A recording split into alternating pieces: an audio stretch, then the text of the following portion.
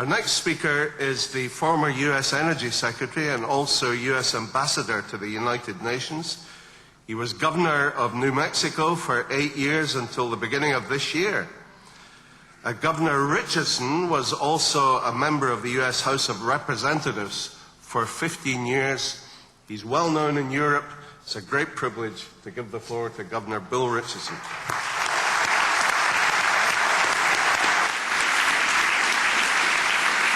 Thank you. Thank you very much. Thank you. Thank you. My thanks to Mrs. Rajavi, to all of the organizers of the event. I want to also pay tribute to the European leaders that are here. Obviously, the European Parliament, the EU, have been moving in the right direction. Struan, Dirk, Alejo. By the way, Alejo, I noticed there are a lot of Spaniards here with a great standing ovation you got. You got it because of your actions. I want to talk about first the areas that I think we agree. And I'm going to try to give my perspective as a member of an American former official. I've been governor of New Mexico the last 8 years, so I haven't been totally involved in foreign policy. I've been running a state, but previously I had quite a bit of foreign policy experience. I want to just list the areas, and I think there are 5, where I sense common agreement. Number 1, it does make sense to delist the MEK as being a terrorist organization. This makes no sense.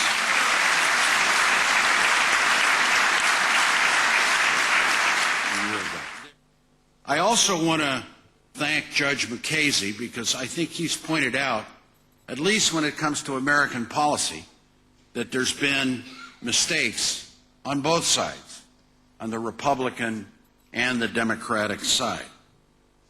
The second point that I believe unites all of us is Camp Ashraf. Obviously, we need to find a solution to avert a humanitarian crisis at Camp Ashraf. And that solution means security, more American security for the UN force that is there. Actually, American security, because right now it seems that Iraq is not providing the necessary protection for the 3,400 human beings that are there. So that is another effort that I believe we can commonly agree. Number 3, I think we need to find ways to support the Iraqi opposition forces in Iran and outside of Iran. I think this has to be the new policy ingredient that a conference like this needs to evaluate and find new arenas, new policies. I don't think we've explored that enough. It is obvious that when I visited with Mrs. Rajavi yesterday, she is a woman of vision. She's a woman of intellect who speaks many languages, who cares deeply about her people, and has a very good team surrounding them. A very good team. Now, what does that mean in terms of a new policy? It means that what happened in Istanbul in the last few days provides an arena for new opportunity and new policies. It is obvious that those that have advocated negotiation, like myself, dialogue, diplomacy, now have to realistically look at the results of that policy.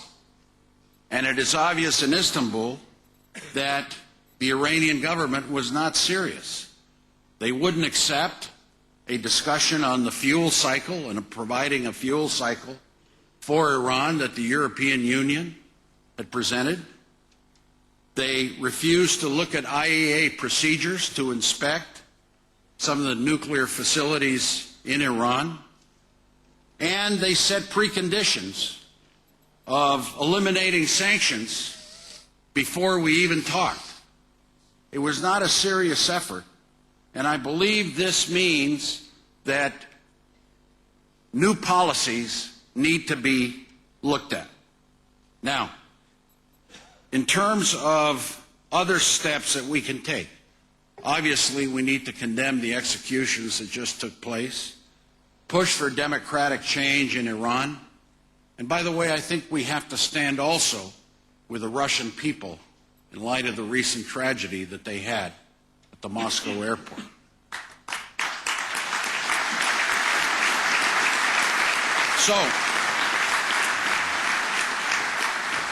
So where are you going to disagree with me? I believe that you have to continue diplomacy and dialogue.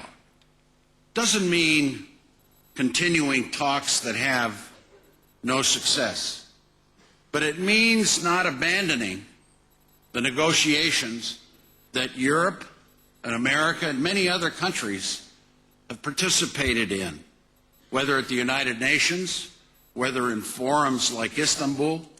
It doesn't mean that you embrace them, but it doesn't mean that you say, okay, this is the end of these discussions.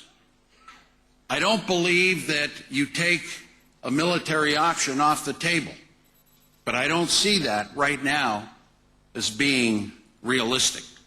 The second issue is sanctions. I've heard very little talk about sanctions. I think General Jones articulated them very well.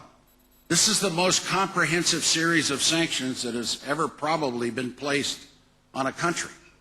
And the sanctions have been strengthened in the last 2 years because of the strong participation of the European Union and the United States working together. I fail to think why sanctions might not eventually have an effect. 1/2 of Iran's gasoline is imported. A large part of its foodstuffs are imported too. So I believe those sanctions need to be continued, strengthened, retooled, perhaps expand them, as Mrs. Rajavi elucidated in her discussion. My last point is America. America can't do it all. You know, I've noticed all the recommendations. America needs to do this. We need to change here. We can't do it all. In fact, our history in Iran has not been the best, if you recall. But I do believe we have a president that understands the importance of engagement. A president that understands that the world is full of diverse cultures and people, and understands that change comes from the population itself.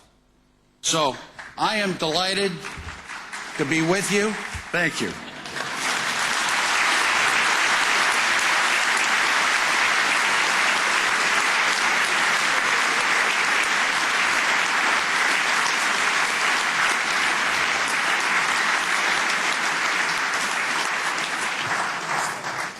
The most powerful speakers this afternoon from the US. I really wish that Baroness Ashton was here. I hope she is listening to what's being said today, because she